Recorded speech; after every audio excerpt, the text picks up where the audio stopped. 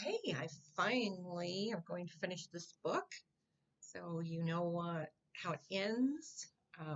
You can watch the movie again. I didn't get to see the movie, but I'm going to watch it after I read this because um, I don't know how this ends, and I'm really excited about it. So I may have to stop and get a drink of my water because I'm going to read the rest of the book in one sitting. So this is going to be a long one. So you can always pause it and come back to it. You don't have to sit and listen to the whole thing. So our last chapter was chapter 44. And that's when Despereaux was in the kitchen and went through the kitchen, and the cook was cooking up some soup, which she wasn't supposed to be doing. And so she was so happy that it wasn't the king or somebody that caught her, that it was just Despereaux. So, but she laughed, and uh, it hurt his feelings that she laughed at him. So let's see. Chapter 45, Some Soup. Cook started the soup and then put the spoon down and held up the candle and looked over at Despereaux. What are you waiting for? She said. Go, go, go. There will never be another opportunity for a mouse to escape from my kitchen unharmed. The smell of the soup again wafted in Despereaux's direction. He put his nose up in the air. His whiskers trembled. Yes, said Cook, that is soup that you are smelling. The princess, not that you would know or care, is missing. Bless her good-hearted self. And times are terrible. And when times are terrible, soup is the answer. Don't it smell like the answer? Yes, said Despereaux. He nodded. Cook turned away from him. She put the candle down and picked up her spoon and started to stir. Oh, she said, these are dark days. She shook her head. And I'm kidding myself. There ain't no point in making soup unless others eat it. Soup needs another mouth to taste it, another heart to be warmed by it. She stopped stirring. She turned and looked at Despereaux. Mouse, said Cook, would you like some soup? Then, without waiting for an answer, she took a saucer and spooned some soup into it and set it on the kitchen floor. Come closer, she said. I don't aim to hurt you. I promise. Despereaux sniffed. The soup smelled wonderful, incredible. Keeping one eye on Cook, he stepped out from behind the spool of thread and crept closer. Go on, said Cook. Taste it. Despereaux stepped onto the saucer. Soup covered his paws. He bent his head to the hot broth. He sipped. Oh, it was lovely. Garlic and chicken and watercress, the same soup that Cook had made the day the queen died. How is it? Asked the cook anxiously. Wonderful, said Despereaux. Too much garlic? Said Cook, wringing her fat hands. No, said Despereaux. It's perfect. Cook smiled. See, she said, there ain't a body, be it a mouse or man, that ain't made better by a little soup. Despereaux bent his head and sipped again, and Cook stood over him, smiled, saying, It don't need a thing, then? Is that what you're saying? It's just right? Despereaux nodded. He drank the soup in big, noisy gulps, and when he stepped out of the saucer, his paws were damp, and his whiskers were dripping, and his stomach was full. Cook said to him, Not done already, are you? Surely you ain't done. You must want some more. I can't, said Despereaux. I don't have time. I'm on my way to the dungeon to save the princess. Oh, hee, Cook laughed. You, a mouse, are going to save the princess? Yes, said Despereaux. I'm on a quest. Well, don't let me stand in your way. And so it was that Cook held open the door to the dungeon while Despereaux rolled the spool of thread through it. Good luck, she said to him. Ho-hee, good luck saving the princess. She closed the door behind her and then leaned against it and shook her head. If And if that ain't an indicator of what strange days these are, she said to herself, then I don't know what is. Me, cook, feeding a mouse soup, and then wishing him good luck in saving the princess. Oh my, strange days indeed. And here's the picture of him in the saucer by Cook, smelling all that wonderful smell and slurping up that soup.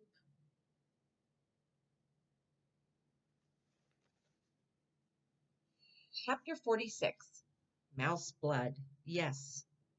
Despereaux stood at the top of the dungeon stairs and peered into the darkness that waited for him below.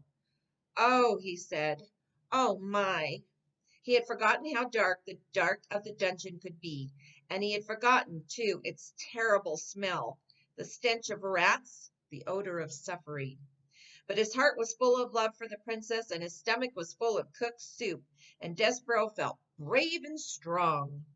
And so he began, immediately without despair, the hard work of maneuvering the spool of thread down the narrow dungeon steps. Down, down, down went Despereaux Tilly and the spool of thread.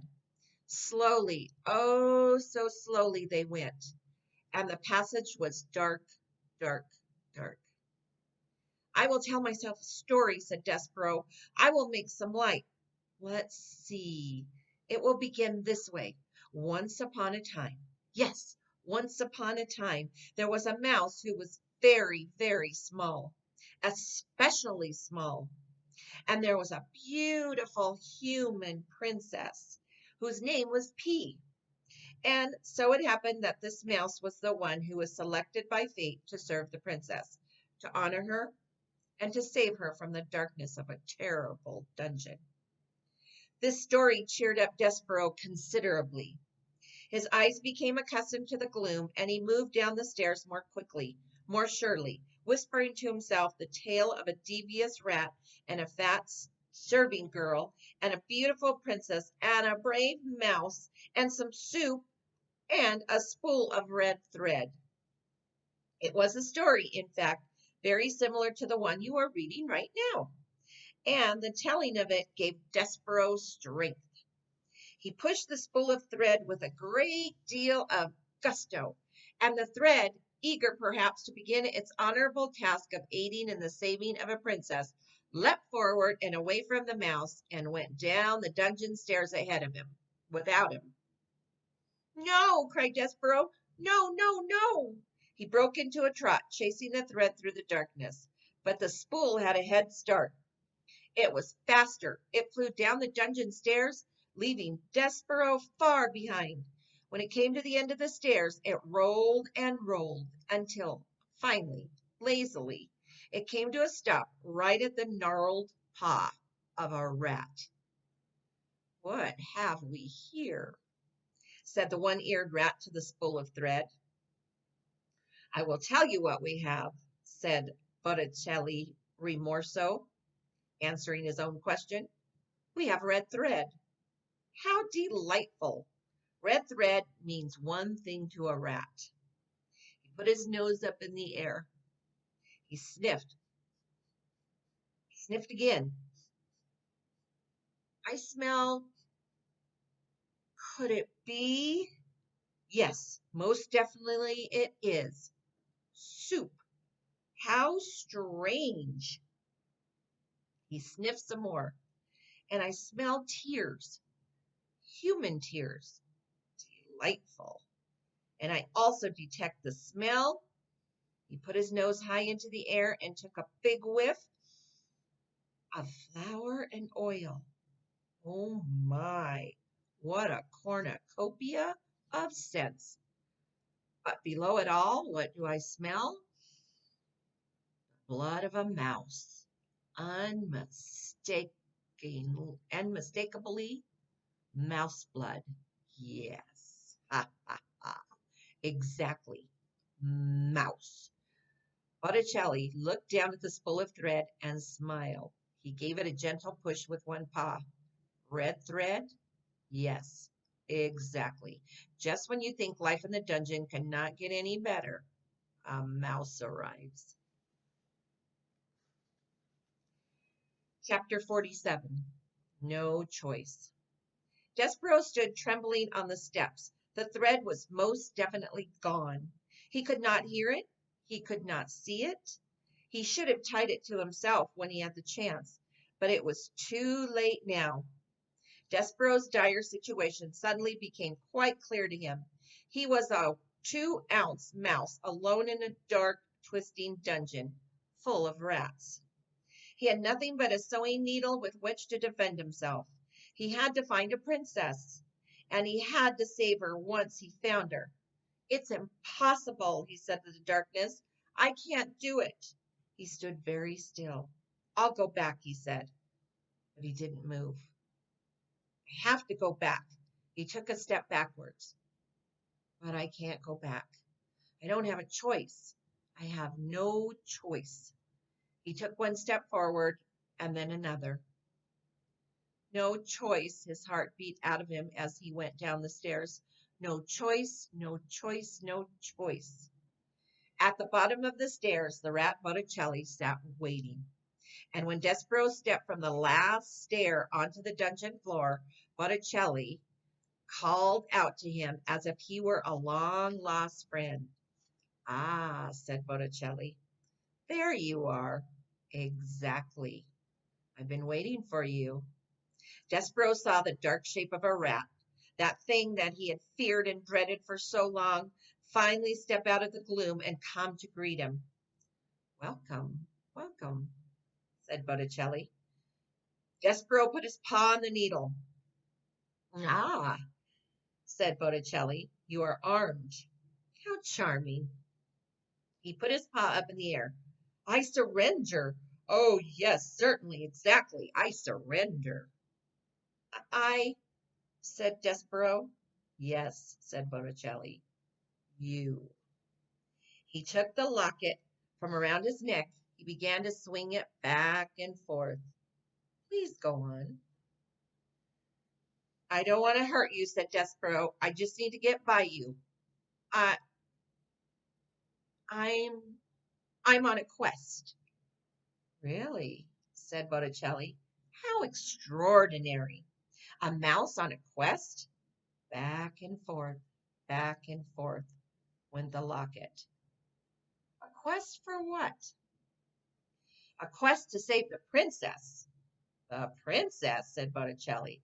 The princess, the princess. Everything seems to be about the princess these days. The king's men were down here searching for her, you know. They didn't find her. That goes without saying. But now a mouse has arrived. He is on a quest to save the princess.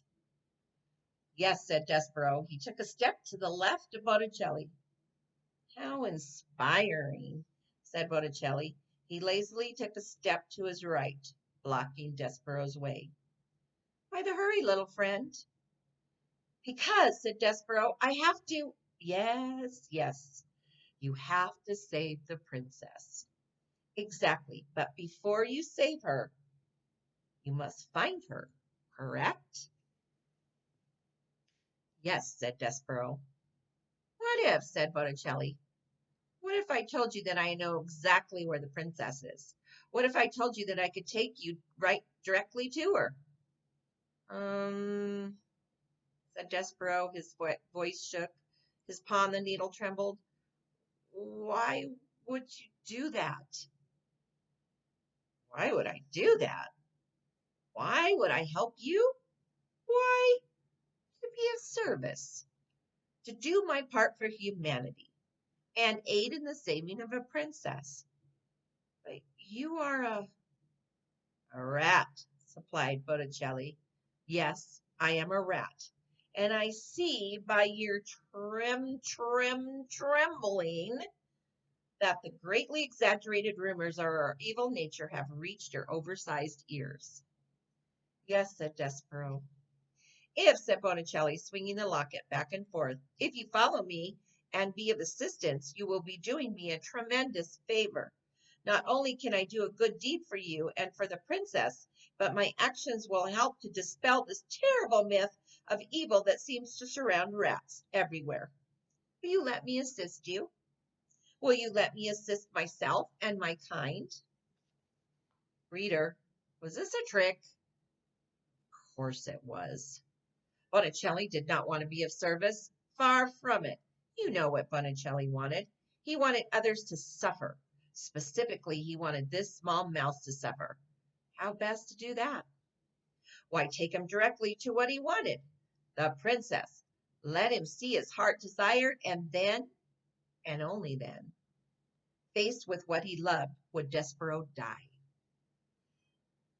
And at the end of it all, how tasty the mouse would be, seasoned with hope and tears and flour and oil and thwarted love.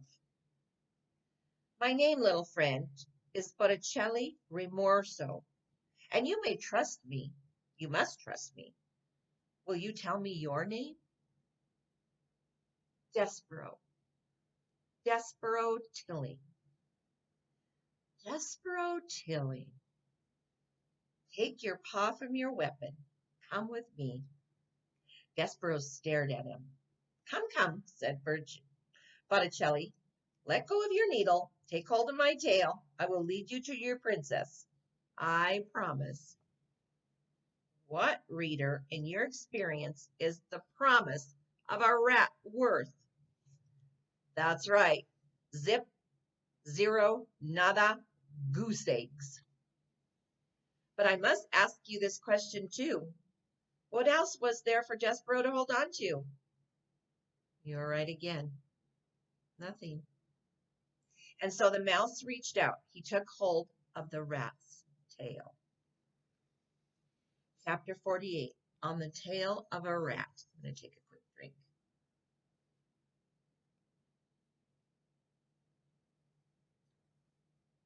Have you ever had hold of a tail of a rat?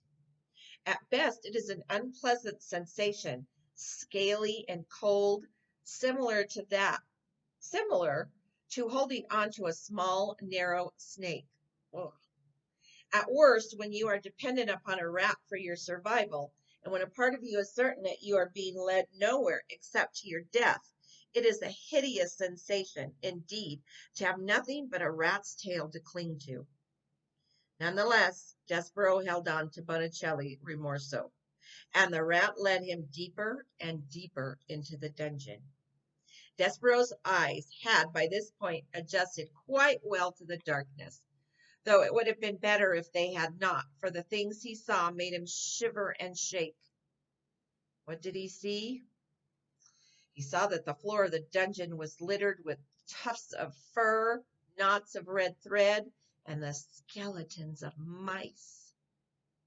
Everywhere there were tiny white bones glowing in the darkness, and he saw in the dungeon tunnel through which Botticelli led him the bones of human beings, too. Grinning skulls and delicate finger bones rising up out of the darkness and pointing towards some truth best left unspoken. Despereaux closed his eyes, but it didn't help. He saw, as if his eyes were still open, wide, the bones, the tufts of hair, the knots of thread, the despair. Aha! Exactly. Botticelli laughed as he negotiated the twists and turns. Oh, yes, exactly. And what was in front of Despereaux was too horrible to contemplate. What followed behind him was perhaps even worse. Rats. A happy, hungry, vengeful parade of rats. Their noses up in the air, sniffing and sniffing. Mouse, rang out one rat joyfully. Yes, oh yes, mouse, agreed another, but something else too. Soup, called out another rat. Yes, soup, the others agreed. Blood, sang the rat. Blood, they all agreed together. And then they sang, Here, mousie, mousie, mousie, here, little mousie. Botticelli called out to the other rats. Mine, he said. This little treasure is all mine. Gentlemen and ladies, Please, I beg you, do not infringe on my discovery. Mr. Remorso, said Despereaux. He turned and looked behind him and saw the rats, their red eyes and their smiling mouths. He closed his eyes again. He kept them closed. Mr. Remorso, he shouted. Yes, said Botticelli. Mr. Remorso, said Despereaux, and he was crying now. He couldn't help it. Please, the princess. Tears, shouted the rats. We smell tears, Mousie, we do. Please, shouted Despereaux. And here's Despereaux holding on to Remorso's tail with his eyes closed, and there's the rats behind him. There's Despereaux, and there's Remorso, and there's all the other rats coming up behind him. Pretty scary, you know? I wouldn't want a bunch of rats coming at me. Little friend, said Botticelli, little Despereaux Tilling, I promise you, and I will keep that promise. The rat stopped. Look ahead of you, he said. What do you see? Despereaux opened his eyes. Light, he said. Excuse me. Exactly, said Botticelli. Light. Chapter 49. What do you want, Miggery Sow? Again, reader, we must go backwards. Before we go forward, we must consider for a moment what had occurred with the rat and the serving girl and the princess down in the dungeon before Despereaux made his way to them. What happened was this. Roscurl led the Pea and Mig deep into the dungeon to a hidden chamber, and there he directed Mig to put the princess in chains. Gosh, said Mig, she's going to have a hard time learning her lesson if she's all chained up. Like, do as I say, said Roscurl.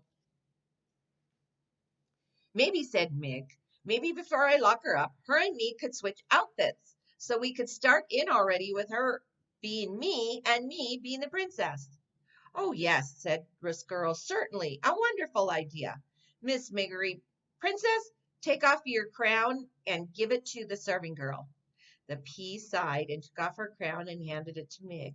And Mig put it on, and it slid immediately right down her small head and came to a rest quite painfully on her poor abused ears. It's a biggish thing, she said, and painful like. Well, well, said Roscurl. How do I look? Mig said, smiling at him. Ridiculous, he said. Laughable. Mig stood, blinking back tears. You mean I don't look like a princess? She said to the rat. I mean, said Roscurl, you will never look like a princess, no matter how big a crown you put on your tiny head. You look exactly like the fool you are and always will be. Now make yourself useful and chain the princess up. Dress-up time is over. Mig sniffed and wiped at her eyes and then bent to look at the pile of chains and locks on the floor. And now, princess, he said, I'm afraid that the time for your truth has arrived, and I will tell you what your future holds. As you consign me to darkness, so I consign you too, to a life spent in the dungeon. Mig looked up. Ain't she going upstairs to be a serving maid? No, said Roscurl. Ain't I going to be a princess then? No, said Roscurl. But I want to be a princess. No one, said Roscurl, cares what you want.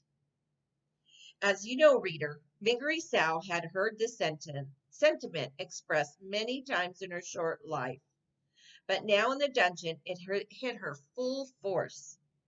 No one ever cared, and perhaps worst of all, no one ever would care. I want, cried Mig. Shh, said the princess. Shut up, said the rat. I want, sobbed Mig. I want. What do you want, Mig? Said the princess softly. Eh? Shouted Mig. What do you want, Miggery Sow? The princess shouted. Don't ask her that, Riscuro, said Riscuro. Shut up, shut up. But it was too late. The words had been said. The question at last had been asked. The world stopped spinning, and all of creation held its breath, waiting to hear what it was that Miggery so wanted. I want, said Mig. Yes, shouted the pea. I want my ma, cried Mig into a silent, waiting world. I want my ma. Oh, said the princess. She held out her hand to Mig. Mig took hold of it. I want my mother too, said the princess softly, and she squeezed Mig's hand. Stop it, shouted Risk Girl. Chain her up, chain her up. Gore, said Mig. I ain't gonna do it. You can't make me do it. I got a knife, don't I? She took the knife and held it up. And before I finish, I'm going to show you the princess, Miggery Sow, the rat, all in the dungeon.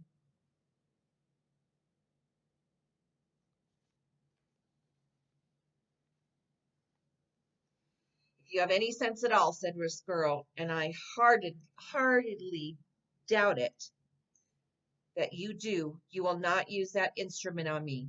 Without me, you will never find your way out of the dungeon, and you will starve to death here, or worse. Gore, said Mig. Then lead us out now, or I will chop you up into little rat bits. No, said Riscuro. The princess shall stay here in the darkness, and you, Mig, shall stay here with her. But I want to go upstairs, said Mig. I'm afraid that you're stuck here, Mig, shouted the princess, unless the rat has a change of heart and decides to lead us out. There will be no change of heart, said Riscuro. None. Gore, said Mig. She lowered the knife. And so the rat and the princess and the serving girl sat together in the dungeon, as outside the castle the sun rose and moved through the sky and sank to the earth. Again, night fell. They sat together until the candle had burned out and another one had to be lit. Sorry. They sat together in the dungeon. They sat and sat. And reader, truthfully, they might be sitting there still if a mouse had not arrived. Sorry, there was somebody out of my yard and I had to see. Front yard, I had to see who was there, but it must have been a bird. Sometimes the birds make the motion camera come on.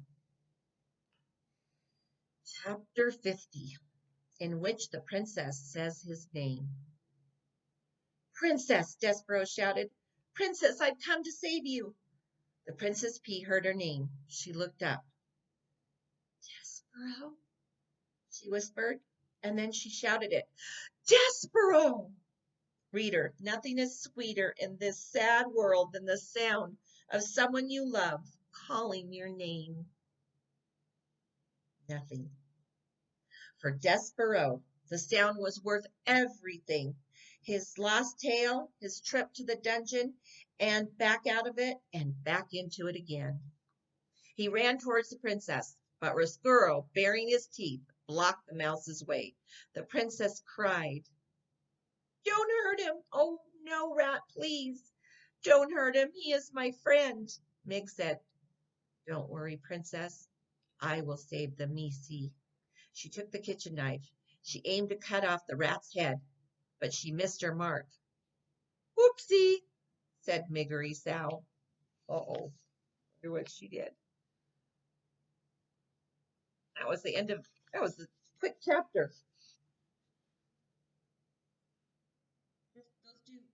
page and a half. Chapter 51. What is that smell? Ow! Screamed Squirrel. He turned to look at where his tail had been. And as he did, Despereaux drew his needle and placed the sharp of the tip right where the rat's heart should be. Don't move, said Despereaux. I will kill you. Ah, ha, ha, ha. Botticelli laughed from its sidelines. Exactly. He slapped his tail on the floor in approval. Absolutely delightful. A mouse is going to kill a rat.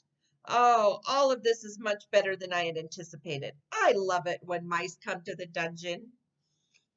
Here's Despereaux with the knife up against Rescuro, and here's his tail.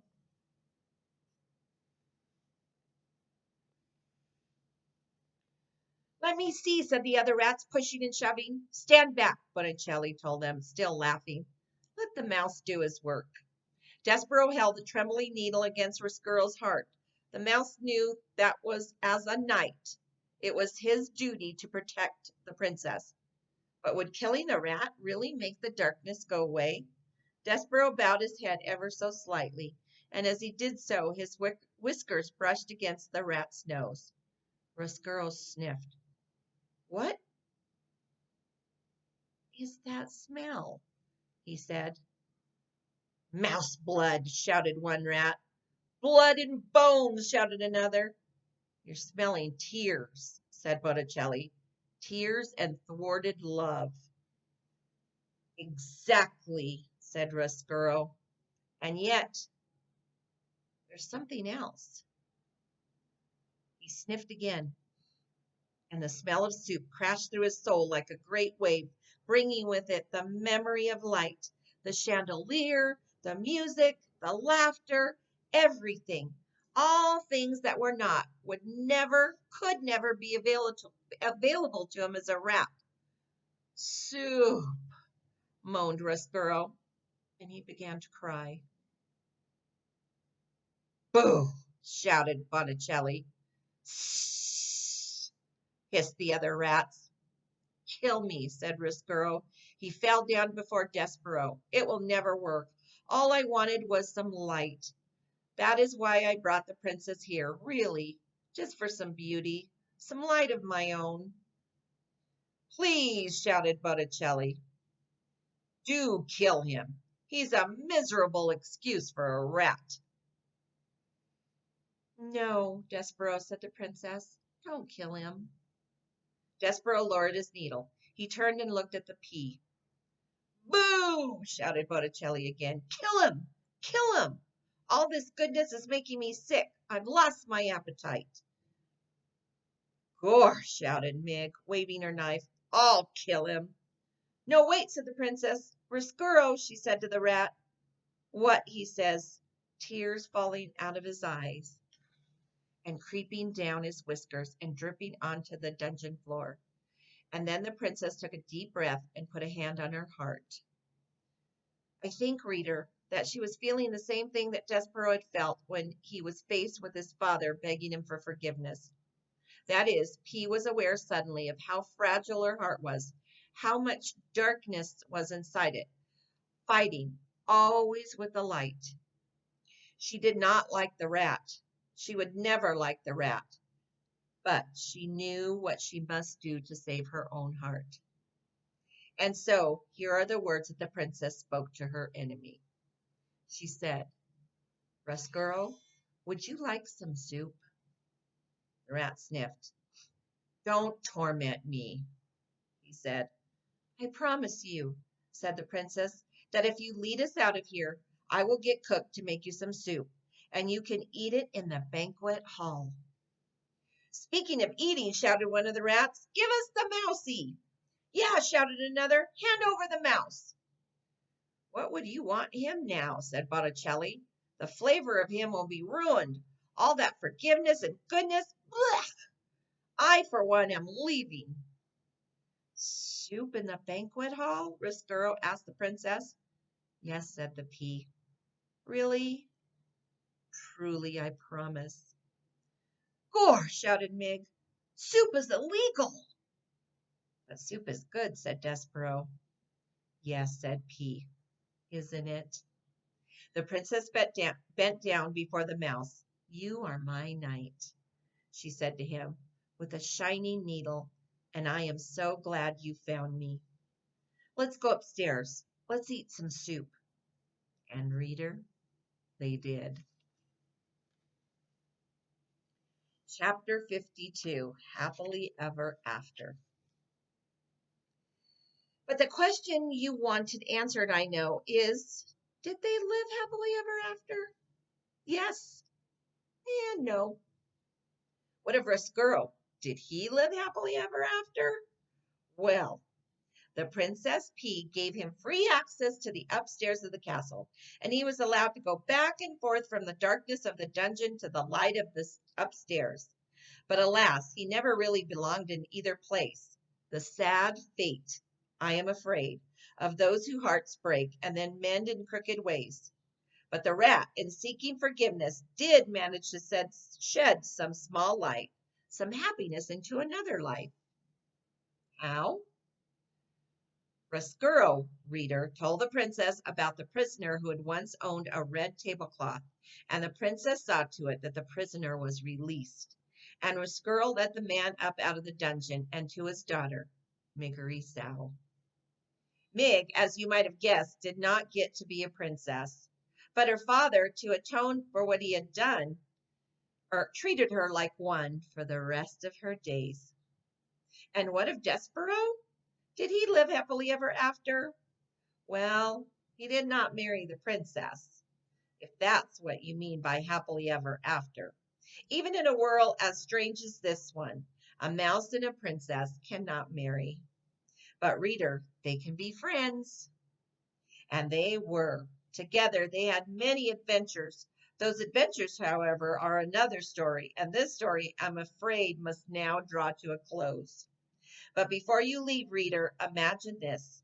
Imagine an adoring king and a glowing princess, a serving girl with a crown on her head and a rat with a spoon on his tail, all gathered around a table in a banquet hall. In the middle of the table, there is a great kettle of soup. Sitting in the place of honor right next to the princess is a very small mouse with big ears. And peeking out from behind a dusty velvet curtain, looking in amazement at the scene before them, are 4 other mice. Mon Dieu! Look, look, said Antoinette. He lives, and he seems such the happy mouse. Forgiven, whispers Lester. Cripes, said Furlough. Unbelievable. Just so, said the Threadmaster Hovis, smiling. Just so. And reader, it is just so, isn't it? The end. Here they are at the table eating, and there is Despereaux in the seat of honor. So, that was good. Now, I can watch this movie. And I want to, there's some questions to consider that we're through. There are 6 questions that I want to ask you. And think about them. Think about if you can come up with the answers or remember part of the story that would answer these questions. So, questions to consider. Question 1. During the trial, the head mouse tells Despereaux, this trial is about you being a mouse and not acting like one. And that was on page 54. There they're citing. It's like we've been citing this year, and you were citing in your work, your packet work. What does it mean to conform? When is it necessary and not necessary to act like everyone around you? Okay, so that's your question. So it was about him being a mouse, but not acting like one. So what does it mean to conform? What does that word mean? One, is it necessary and not necessary to act like everyone around you? Okay. Question 2. Botticelli is Roscurl's mentor. Does he give Roscurl good advice? What responsibilities does a mentor have? Do you have a mentor? Or have you ever been a mentor to someone? So I've been a mentor because I'm a teacher and I've been teaching for a long time. I mentor new teachers that are brand new.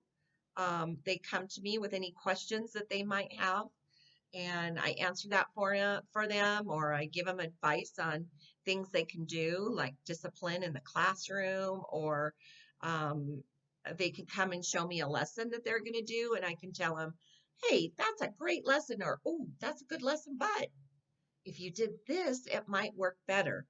So to give some good advice, okay? Number 3, after the death of the queen, King Philip outlaws rats and makes soup illegal.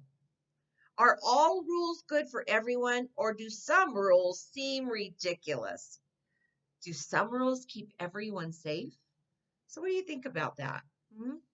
Are all rules good for everyone? Or are some rules ridiculous? I know some rules that are kind of ridiculous. Do some rules keep everyone safe? Yes, there are rules that keep us safe. Question 4. Meg agrees to take part in Roscurl's wicked plot for revenge. Does this make her a bad person? She said she's going to help him in her plan. Does that make her bad? Have you ever wanted something so much that you're willing to do something that you shouldn't in order to get it? So did you ever do something? You're not a bad person, but you might have done something kind of bad or that wasn't appropriate or nice just because you wanted to do something else. Number 5. When Meg is taking P into the dungeon, P thinks, oh, poor Meg. She wants to be a princess so badly, and she thinks this is the way. Poor, poor Meg. Page 198, another sighting. Why does P feel empathy for Meg? How would you feel if you were in her place? So here's somebody that's taking you down to a dungeon to keep you there, and she's partners with a rat that's a not very nice rat. Would you feel sorry for her? I'm not sure if I would or not. Maybe if I knew her story already, how she was treated, I might feel bad for her. I'm not sure. And our last one, number 6. Why do you think Despereaux is able to forgive his father for sending him to his death? Why do you think this makes his father cry? Is forgiveness important? Why or why not? So when he forgives his father starts to cry. Do you think it's important to forgive somebody? And why or why not? So that, my loves, is the Tale of Despereaux. Ooh, I'm so glad I finally finished it. I didn't think I would ever get this finished, but it's almost been 45 minutes of reading. So, like I said, you didn't have to watch this whole video. You could have stopped it, maybe went and had some lunch or some dinner, or breakfast, whenever you're watching this, or watched it all through while you were eating breakfast, lunch, or dinner. I hope you enjoyed that story. So, what's our last story for 3rd grade? You guys are 4th graders now. And I'm not going to say much more because then I'll start to cry. All I'm going to say is have a wonderful day or evening, and I love you with all my heart and soul.